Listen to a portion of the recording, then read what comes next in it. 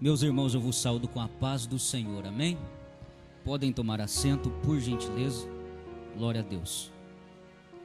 É uma satisfação poder estar novamente aqui na Praça Anchieta. Haja visto que eu falei com meu amigo aqui, pastor Marcos, que eu estou de férias, irmãos. Tirei uns dias de descanso, de folga, né? Quase 15 dias de descanso. Faz já 2 anos que nós não tiramos férias alguma, e achamos por bem, eu e minha esposa, ficarmos um pouco tranquilos esse final de ano. Passamos o trabalho ali para os obreiros que estão dando continuidade neste final de ano. E eu achei por bem, hoje falei com o pastor Marcos desde a semana passada, que sentiu o desejo de vir congregar aqui com os irmãos nesta oportunidade, e ele nos deu a honra de estar ministrando a palavra de Deus esta noite, no último domingo de 2013. Meus irmãos, é uma honra poder estar aqui, pois pastor Marcos é um dos grandes amigos a qual Deus tem preparado nesses últimos 2 anos a qual estamos aqui. Construímos uma boa amizade, eu e ele, e eu fico feliz, viu, pastor Marcos? Falo aqui de público, porque você é um amigão para mim, tá? Uma pessoa que eu posso confiar bastante aqui. E também a todos os irmãos aqui da Praça Anchieta, quando nós estamos lecionando aqui alguns dias o curso teológico, sempre nos receberam tão bem e com tanto carinho. Meus irmãos, eu quero vos trazer uma palavra. Abra por favor a sua Bíblia no livro de Atos dos Apóstolos, capítulo de número 7. Atos dos Apóstolos, capítulo de número 7. Eu quero nesta oportunidade falar alguns segredos da pregação de Estevão. Atos dos Apóstolos, capítulo de número 7, versículos de número 9 e 10.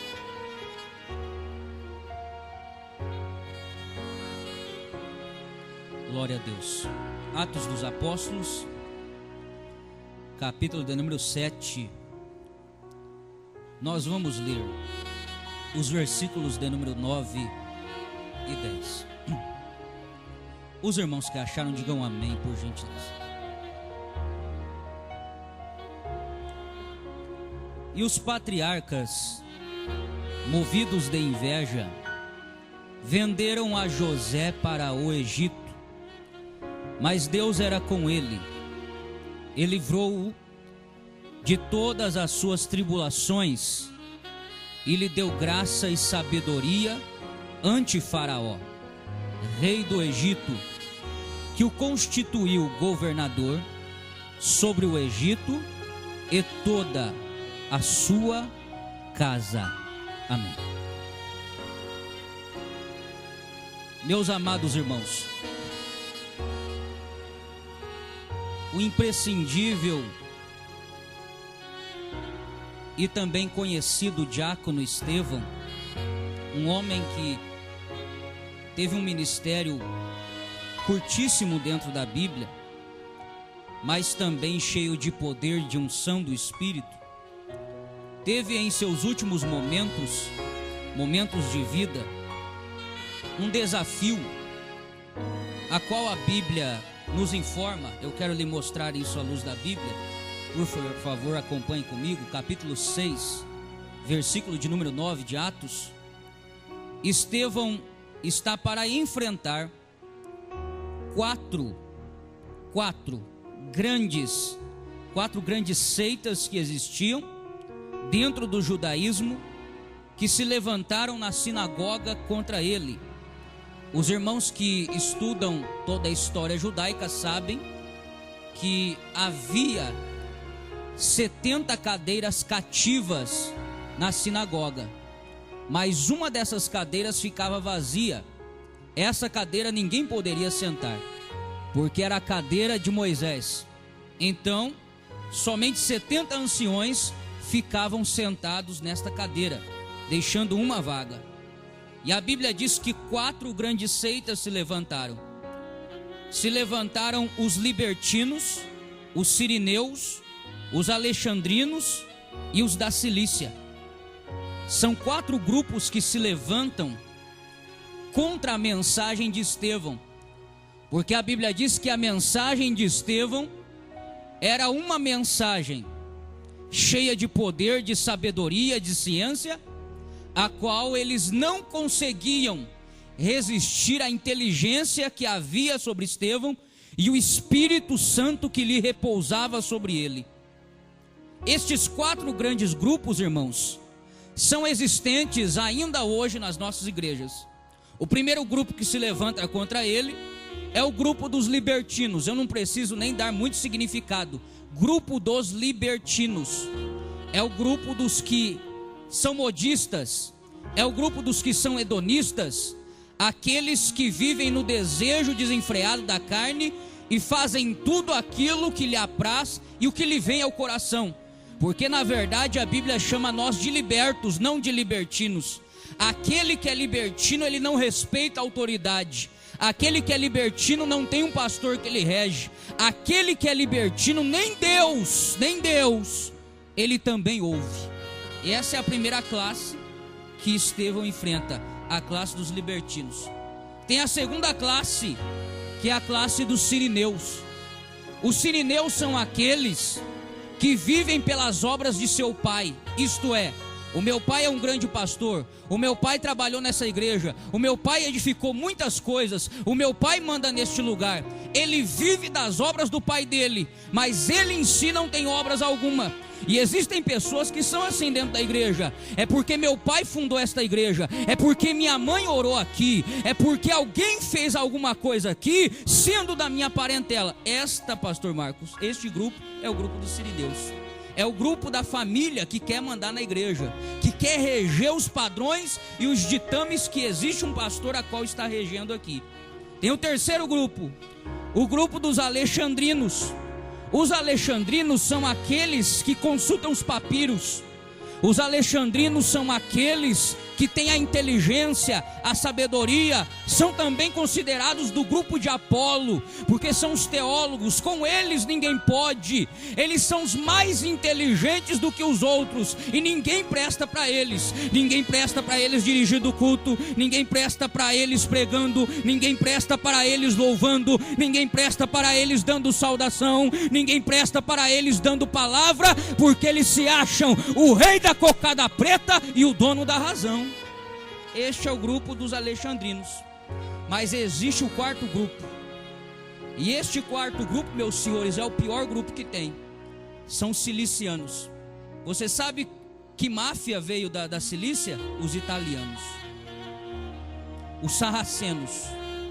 São os mafiosos, são aqueles que roubam da igreja, são aqueles que não contribuem na casa de Deus, são aqueles que não dizimam, são aqueles que são contra os 10%. Mas pastor, não existe isso na Bíblia. Meu querido, isto está na Bíblia desde o Antigo Testamento.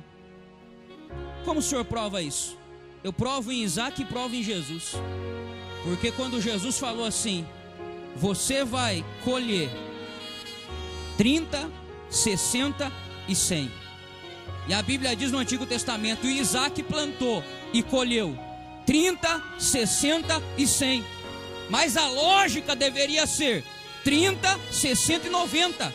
Porque 30 e 60 é múltiplo de 3. E 100 não é múltiplo de 3. Mas não é, irmão. É porque os 10% é para nós darmos de dízimo na igreja. Por isso que Jesus falou 30, 60 e 100. Este é o grupo dos cilicianos. O grupo que não querem dar oferta na igreja. O grupo daqueles que não querem dizimar. O grupo daqueles que são infiéis. Estes 4 grupos que Estevão agora está enfrentando é os piores grupos que já existiram e já se levantaram dentro da sinagoga. Vamos aqui à frente. Veja que o interessante, meus irmãos, é que ele começa pregando uma mensagem cheia do Espírito Santo, e a Bíblia diz que o seu rosto resplandece como o rosto de um anjo, E Deus lhe dá uma sabedoria tão infinda, uma sabedoria tão tremenda, que ele começa a falar de Abraão. Ele começa a falar de Gênesis e vai até Malaquias. Um camarada inteligentíssimo. Ele começa a falar sobre Abraão. Abraão, o pai de vocês. Por que ele fala de Abraão? Porque ele começa falando sobre o pai da promessa. Porque Abraão é a fonte. De Abraão procedeu as bênçãos de Deus. Abraão, ele não seria herdeiro da terra, somente de Canaã. Mas a Bíblia diz, no livro de Romanos capítulo 4, versículo 13, que Abraão é chamado de herdeiro do mundo. Herdeiro do mundo, através da fé. Mesmo estando na incircuncisão, falando da filiação da igreja ao entrar no reino de Deus, ele começa a falar de Abraão.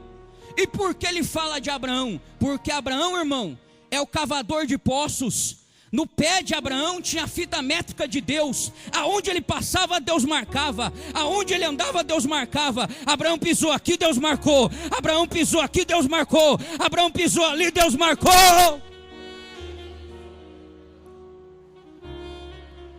São três grandes verdades que existem nos patriarcas paladinos, Abraão, Isaque e Jacó, que você vai aprender aqui essa noite. Abraão é o cavador de poço. Nele tem, no pé dele, pastor, aonde ele andava tinha a fita métrica de Deus. Isaque é o desentulhador de poços. Aonde o seu pai cavou, os filisteus entulharam, Isaque foi lá e desentulhou. E Jacó, quem que é? Jacó é aquele que chegou e disse: eu aqui, o meu pai cavou aqui, o meu pai desentupiu aqui, e agora eu vou pôr a placa: Poço de Jacó. Então entenda que estas três bênçãos de Abraão, de Isaque e Jacó estão na igreja. Como assim, pastor? Que bênção é essa onde está escrito? Irmão, a Bíblia diz que aonde o justo pisa a planta dos seus pés, ali prosperará. Aramassúria candalabasai. Aonde você pisa a planta dos seus pés, ali Deus fará prosperar. Como assim? Eu estou dizendo para você, meus senhores, minhas senhoras, que a igreja é desta forma: aonde a igreja passa, ali ela conquista. Aonde a igreja passa, ali ela conquista.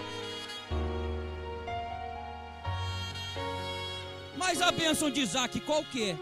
É aquela bênção, irmão, aonde os filisteus entulham, aonde os filisteus jogam sal. Porque você sabia que o sal, ele serve para ser jogado num poço para a água não subir. Eles jogam sal para parar a água para jorrar, para a fonte não nascer, para ela não vir à tona. É assim, eles querem entulhar os poços da igreja, eles querem contender contra a igreja. O mundo aí fora quer parar a igreja, mas aonde a igreja está, o poço, ele sempre tem que ser desentupido, porque a presença do Espírito está com a igreja. Irmão, preste atenção aqui no que eu vou falar para você. Mas qual é a bênção de Jacó? A bênção de Jacó é essa: Abraão cavou, Isaque desentupiu. O que Jacó fez? Jacó não fez nada. Alguns dizem de Jacó, pastor Marcos, que Jacó é liso, que Jacó é suplantador. Jacó enganou seu irmão. Mas na verdade, meu querido, sabe para que nasceu Jacó? Jacó nasceu para pegar aquele tesouro que Labão roubou de seu avô Abraão e de seu pai Isaque. Sabe para que você nasceu, irmão? Você nasceu para conquistar. Às vezes você não trabalhou, teu pai trabalhou. Aonde a tua mãe trabalhou, você não trabalhou. Aonde alguns semearam e estão plantando, você vai chegar e vai dizer: aqui está o poço de Jacó. Eu vou pôr a minha placa aqui. Esse lugar aqui é meu. De mim ninguém toma. Bom, isso aqui é preceito básico para obreiro. Tem coisas que nós não fizemos. Gunnar Vink e Daniel Berg fez. Cícero Canuto de Lima fez, pastor Sodré, que foi daqui também do estado do Paraná, fez, tantos outros que eu poderia citar aqui fizeram, mas tem uma coisa, irmão, hoje tem um porém aqui, nós colocamos a placa, a igreja coloca a placa e diz, aqui é o lugar da igreja, aqui é o poço de Jacó, é aqui que eu vou beber e é aqui que eu vou conquistar. Agora veja que este porém da bênção de Abraão, Isaque e Jacó, se você está me ouvindo claro, diga amém aí no fundo. Obrigado, irmão. Esta bênção de Abraão, Isaque e Jacó, Estevão começa a falar sobre ela, porque ele sabia que os patriarcas carregavam três coisas indubitáveis no seu ministério, na sua vida. Aonde Abraão chegava, ele armava uma tenda. Aonde Abraão chegava, ele armava ali um altar. E aonde Abraão chegava, ele colocava um sacrifício sobre o altar. O crente tem essas três coisas na vida: tenda, altar e sacrifício. O que é tenda na Bíblia? Tenda é símbolo de uma parada não estável, não estática. O que é tenda? Tenda é símbolo daqueles que vão morar no céu. Miqueias 2:10, levantai-vos e andai, porque não é aqui o vosso descanso. Tenda é símbolo daqueles que vão morar no céu. E o que é o altar? O altar é você.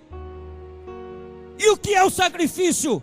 O sacrifício é o teu testemunho. Por onde você anda, as pessoas têm que olhar para você e ver que você é um servo e uma serva de Deus.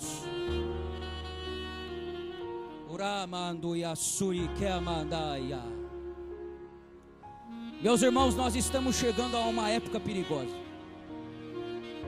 Estamos iniciando daqui a alguns dias um novo ano. 2014 está chegando.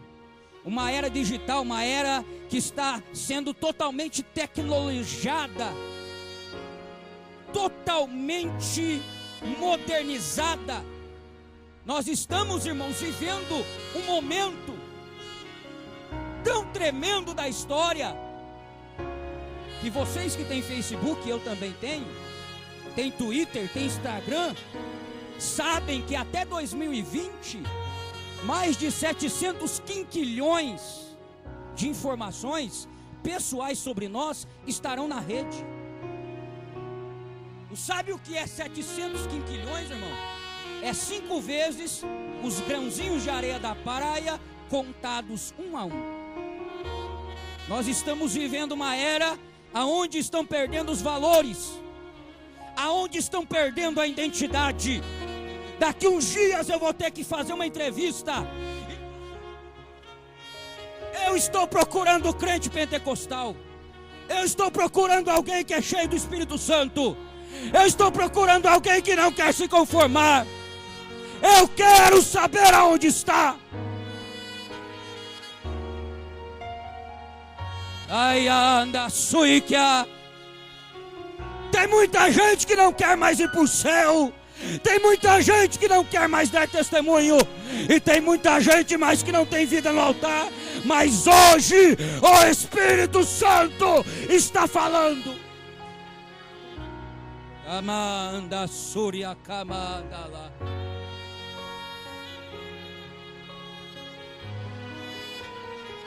Meu irmão, minha irmã, a bênção e a promessa de Deus ainda estão sobre a igreja do Cordeiro.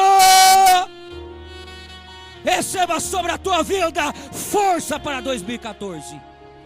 Receba sobre a tua vida visão de águia para ser renovado. Mas tem gente aí dizendo: eu estou velho, eu estou caído. Mentira, irmão. A Bíblia diz que quando a águia fica velha, aí que ela se renova. Se renova, irmã. Se renova, irmã. Se renova, meu irmão. Em nome de Jesus. Então nós estamos falando da bênção que Deus dá a Abraão, Isaque e Jacó. Abraão, Isaque e Jacó. E esta bênção maravilhosa que Estevão começa a usufruir, que Estevão começa a dilacerar com a sinagoga, a palavra dele dilata os corações. Irmão, eu vou dizer uma mesma palavra que eu falei esses dias lá na igreja. Tem umas coisas que eu falo, tem hora dentro da Bíblia, e tem gente que fica assim falando: de onde o senhor tirou isso? Eu falei assim: irmão, é quem não fica assistindo Amor à Vida, quem fica assistindo Amor à Vida não entende essas coisas que nós estamos falando, que é coisa do Espírito de Deus. Quem fica assistindo novela das 6, Malhação, sei lá o que, irmão, fica perdendo tempo, não entende o que eu estou falando, porque nós estamos falando aqui de coisas absolutas, coisas espirituais, meu irmão. Eu quero que você sinta na tua medula óssea esta palavra entrar em você. Eu estou falando aqui para quem tem ministério, tem chamada na vida. Eu estou falando aqui para quem é levita. Eu estou falando aqui para quem é pregador. Eu estou falando aqui para quem é evangelista. Eu estou falando que a bênção de Deus está sobre a igreja ainda.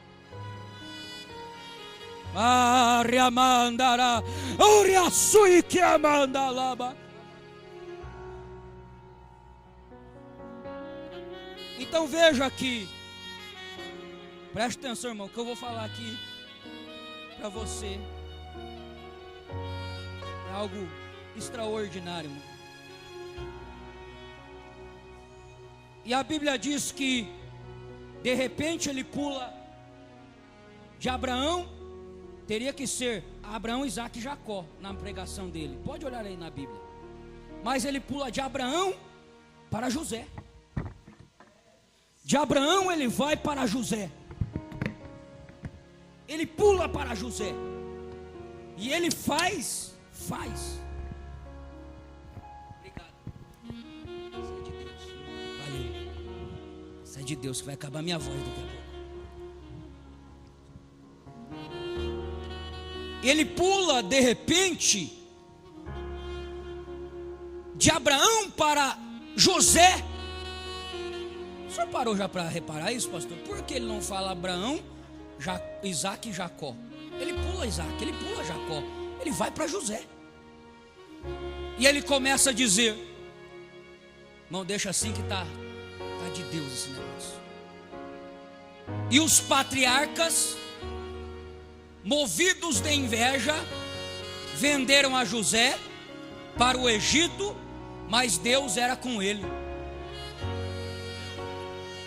Os irmãos de José, irmão, ficaram com ciúme de José porque ele tinha sonhos. Irmão, eu não vou falar de sonho aqui não, eu já estou enjoado desse negócio de sonho. Pregador fala de sonho que de Deus, sonho que Deus vai te... Para, irmão. José não interpretou nenhum dos seus sonhos. Pode ler na Bíblia. Mas pastor, quer dizer que eu não posso ter sonho? Deus me deu uma revelação. Você não precisa ficar interpretando. Os seus próprios inimigos interpretam por você. Porque quando José contava, os seus irmãos olhavam para ele e diziam: você vai reinar sobre nós? Você pensa que você é quem, rapaz? Meu querido, você não precisa ficar confuso, você não precisa ficar preocupado. As pessoas estão te perseguindo porque eles sabem o projeto que Deus tem para a sua vida é muito grande. Sabe o que acontece, pastor Marcos? Vem aqueles obreiros cabrunco aqui do nosso campo, olha para nós dois, barbinha lisa assim, novinho, né? Os obreiros aqui não, estou falando de pastor de igreja, irmão. Aí fica olhando aquele que fala: eu tenho que puxar o tapete daquele camarada, porque aquele camarada vai dar bom, aquele camarada vai em frente, aquele camarada, ele vai avante. Olha para aquele mocinho, ele tem ciúme do mocinho, porque diz que aquele mocinho vai se levantar no lugar dele. Tem ciúme do presbítero da igreja, porque ele vê que o presbítero da igreja para ele é uma ameaça. Meu querido, não se preocupe, eles estão interpretando a bel prazer, porque eles sabem o que Deus fará na sua vida, meu querido. Não precisa ficar preocupado. Aí você tem aquele sonho, Aquele sonho que você viu no trono, um monte de anjinho ao seu redor, você cantando com uma multidão. Aí você diz, às vezes até inocente: irmã, eu tive um sonho, eu regi um grande coral. Aí aquela irmã invejosa, fofoqueira, que faz 30 anos que quer ser regente, olha para você e diz, eu não sei que sonho é esse não. Mas lá dentro do coração dele e dela está dizendo, e Deus já está mostrando para ele ou para ela que algo vai acontecer. Aí aquele camarada diz assim, pastor Marco tem uma visão. Aí conta, rapaz, de repente eu tive uma visão que eu pregava para 4.000 pessoas. Aí diz para aquele obreiro invejoso, que nunca leu Bíblia na vida, que nunca orou na vida, e começa a ficar com aquela dor de cotovelo, e diz, esse camarada vai ser bom, nós vamos ter que jogar ele numa cova, nós vamos ter que esconder ele de alguma maneira. Meu querido, podem querer te jogar numa cova, mas Deus está te preparando um trono de glória, glória a Deus. Mas não para por aí não, irmão. Aqueles camaradas, você fala o sonho, mas eles vão inventar mentira, irmão. De repente eles jogam o José na cova, vendem o José, rasgam a veste dele, chega para Jacó e diz, ô pai, aqui ó, uma besta feira, rasgou José no meio, nós só encontrou ele. Irmão, é aquelas pessoas que vêm para Jacó, vêm querer dar mau testemunho de você, quer inventar conversa de você, quer caluniar você, quer falar alguma coisa de você, quer mostrar o sangue nas vestes. Mas não tem problema não, enquanto Jacó está chorando, você está em direção ao Egito. Deus está preparando o projeto para ser algo extraordinário amanhã. Meu irmão, não temas as calúnias, não temas as pedradas. Deus fará algo absoluto na tua vida. E a partir de hoje, não estou falando a partir de 2014, eu estou falando a partir de hoje. Mas vamos lá. Aí a Bíblia diz, versículo 10: Ele livrou de todas as suas tribulações, e lhe deu graça e sabedoria ante Faraó, rei do Egito. Irmão, diante de todas as tribulações de José, porque tem um momento do nosso ministério, irmão, você já parou para perceber que tem momento do nosso ministério, irmão, que é só fuga? Fuga. Porque você acha que José não fugiu da mulher de Potifar? Você não acha que ele teve uma reação meio estranha quando ela chegou perto dele? Ele teve que fugir. Porque tem momentos da nossa vida que é momento de fuga. É igual Moisés. Moisés, irmãos, teve 40 anos de fuga. 40 anos de fuga. Por que 40 anos de fuga, pastor? Veja bem, quando nasceu tem que fugir, vai ser jogado nas águas, tem que fugir para não ser morto. Agora ele mata um egípcio e tem que fugir para o deserto. 40 anos fugindo. Mas depois de 40 anos, quando ele tinha conquistado todas as coisas físicas e materiais, Deus aparece para ele com uma sarça no deserto, pegando fogo, não se consumindo, e falando: Moisés, até hoje você fugiu, mas a partir de agora vai ser 40 anos de fogo, de fogo, de fogo, de glória, de sinal e de poder, meu irmão. Estou falando que tem gente que não sabe esperar. Eu estou aprendendo muito a cada dia com a Bíblia. Tem momentos que faz 40 anos que nós só ficamos fugindo, tendo que se esquivar para lá, se esquivar para cá.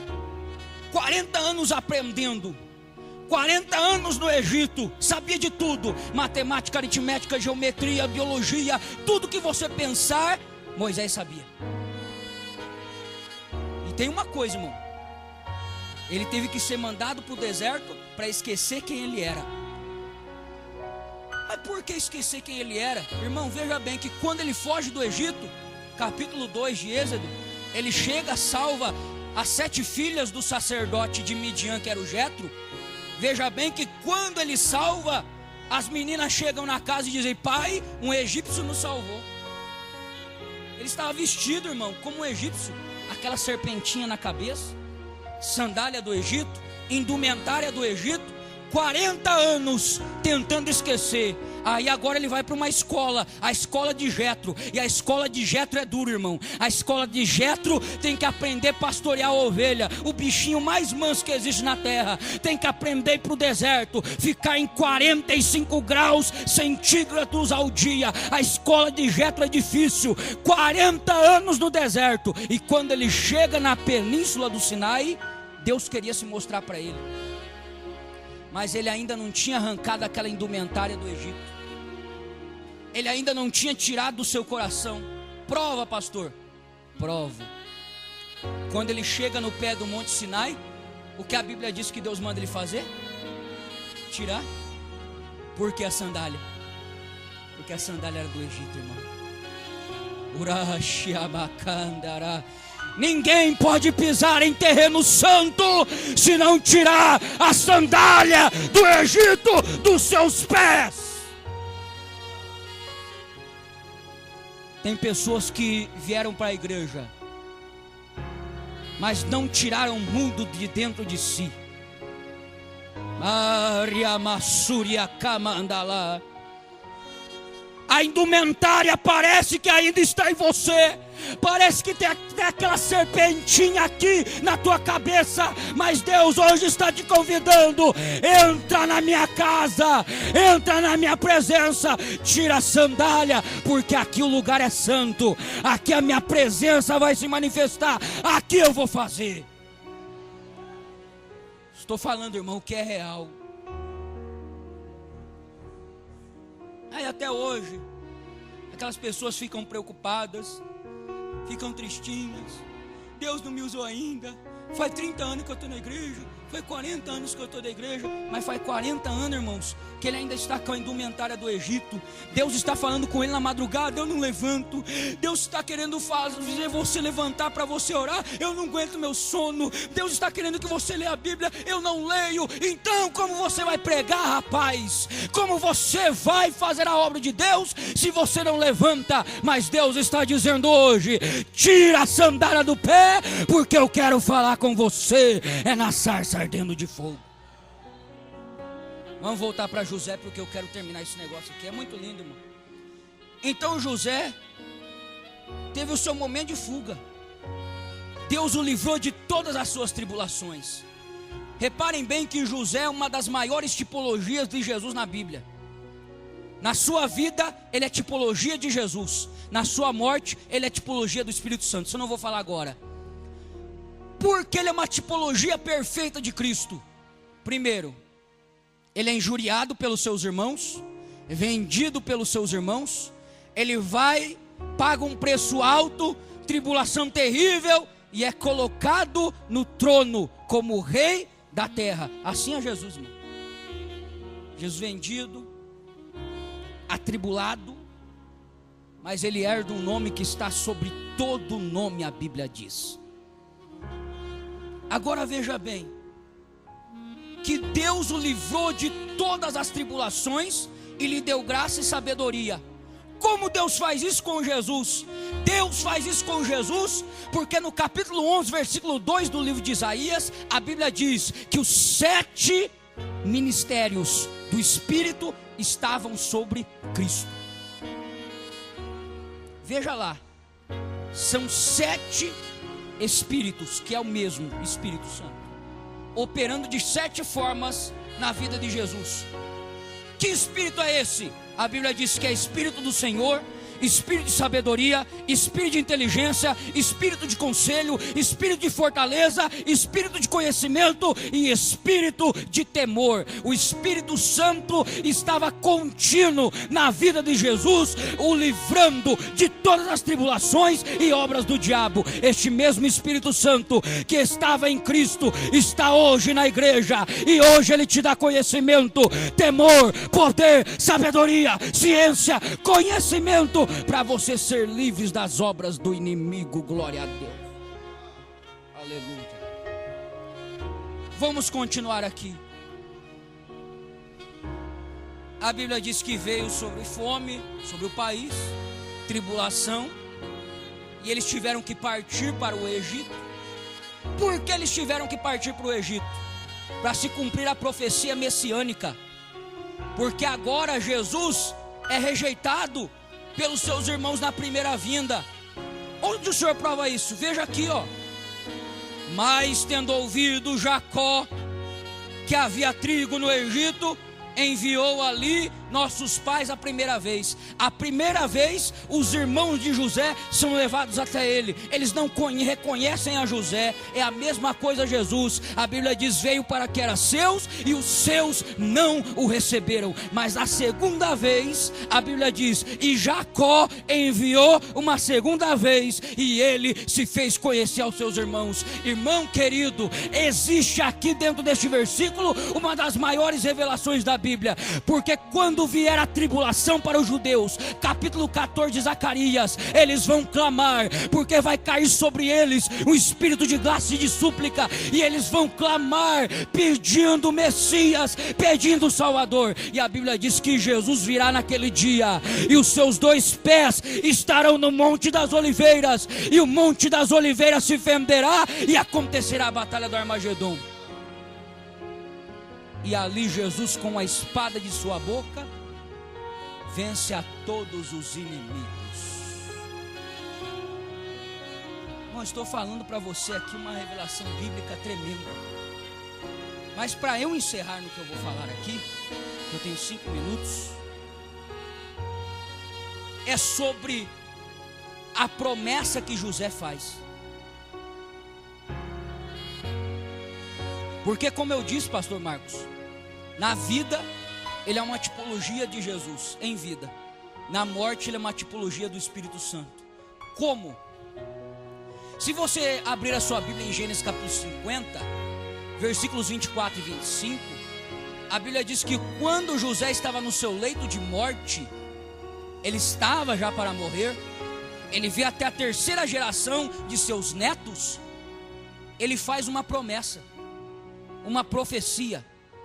Ele diz assim: verdadeiramente vos visitará Deus, e farei subir daqui, e quando Deus vos visitar, eu não quero que vocês deixem meus ossos aqui, eu quero que vocês levem meus ossos junto com você. Que tipologia é essa, pastor? Veja bem, irmão, quando Jacó morreu, ele falou assim: tirem meu corpo daqui e me levem para Siquém, na caverna de Maquipela. Então Jacó não foi enterrado no Egito. Ele é a tipologia de Cristo. Cristo ascendeu aos céus, e José é a tipologia na morte do Espírito Santo, porque ele faz uma promessa: quando Deus vos visitar, eu vou estar com vocês todos os dias. Quando vocês irem para a guerra, eu vou com vocês. Quando vocês entrarem na batalha, eu vou com vocês. Quando vocês passarem pelo mar, eu vou com vocês. Prova isso, pastor. Veja bem, irmão. Êxodo capítulo 13, versículo 9. Quando o povo está para sair do Egito, 13 e 19 de Êxodo, a Bíblia diz que Moisés pega os ossos de José e coloca os ossos de José dentro de uma caixa. E um pregador que já veio aqui, nessa igreja aqui, ó, falou um dia que os ossos de José iam atrás da multidão. Mentira, os ossos de José iam na frente, porque ainda não havia a Arca da Aliança. Os ossos de José eram a representação da promessa de Deus, ia na frente. O povo passava pelo Mar Vermelho, lá estava a caixa com os ossos de José. Quando eles entravam na guerra, lá estava a caixa com os ossos de José. Sabe por quê? Porque os ossos de José eram uma promessa que Deus viria e visitaria eles. A promessa que Deus ia libertar eles do Egito. Pastor, como o senhor prova que ele é uma tipologia do Espírito? Efésios capítulo 1, versículo 13. E todos aqueles que creram no Evangelho da salvação receberam o Espírito Santo, penhor e garantia da promessa da redenção eterna. Sabe o que eu estou dizendo para você aqui, irmão? Que não é para você temer nada. A promessa de Deus vai na tua frente. O Espírito Santo está na sua frente. Você não consegue orar, Ele intercede por você. Você não consegue batalhar, Ele vai batalhar por você.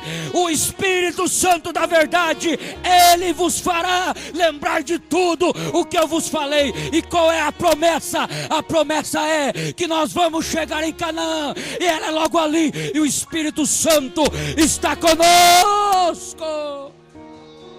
Quantos acreditam que o Espírito Santo está conosco? Quantos têm este Espírito Santo e Ele lhe conduz hoje, e Ele lhe dá vida hoje, e Ele batalha por você hoje?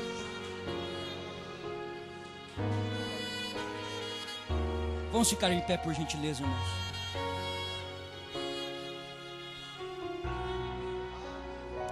Irmão, você já pensou que aquele paladino patriarca José, ele creu na promessa? Por isso que na sua morte ali, os seus ossos são uma tipologia do Espírito Santo, porque os ossos de José eram a representação da promessa de Deus que ia à frente do povo, que eles iam conquistar a terra prometida. O Espírito Santo, irmão, Ele é a nossa garantia, Ele é o nosso penhor, Ele é a nossa promessa dada por Cristo, que nós não estamos sozinhos neste mundo. Aleluia! Eu sinto a presença deste Espírito Santo, que é fogo, que é vento, que é água, que é promessa de Deus para você. Que você volte aqui esta noite, irmão, para a sua casa, sabendo que o Espírito Santo, Ele vai conduzindo a promessa para você, e o vento dele vai soprar, e o vento dele vai soprar sobre a tua vida. Eu vou entregar o microfone para o pastor Marcos. Eu nem quero orar, irmão, mas eu só quero dizer uma promessa de Deus para você hoje. Aquela mesma promessa que Deus faz para José. Porque ele é uma das maiores tipologias de Cristo em vida. Porque Jacó fala: as bênçãos dos suas serão maiores do que as bênçãos do meu pai Abraão, Isaque. Serão maiores. A bênção da quarta geração. E qual mais? Você terá a bênção dos céus, das profundezas do oceano e dos peitos da madre. Está na Bíblia, irmão. 49 de Gênesis. Sabe que promessa é essa? A promessa de Cristo. Cristo é vencedor, e Ele herdou todas as coisas: céu, terra, mar, e fez muitos filhos, e todos esses filhos estão aqui esta noite. Sou eu e é você. E se Ele herda, irmão, todas as bênçãos, esta igreja aqui também é herdeira. Se você é herdeiro, diz um glória a Deus, um aleluia. Não fique quieto, diga algo para Jesus. Deus abençoe.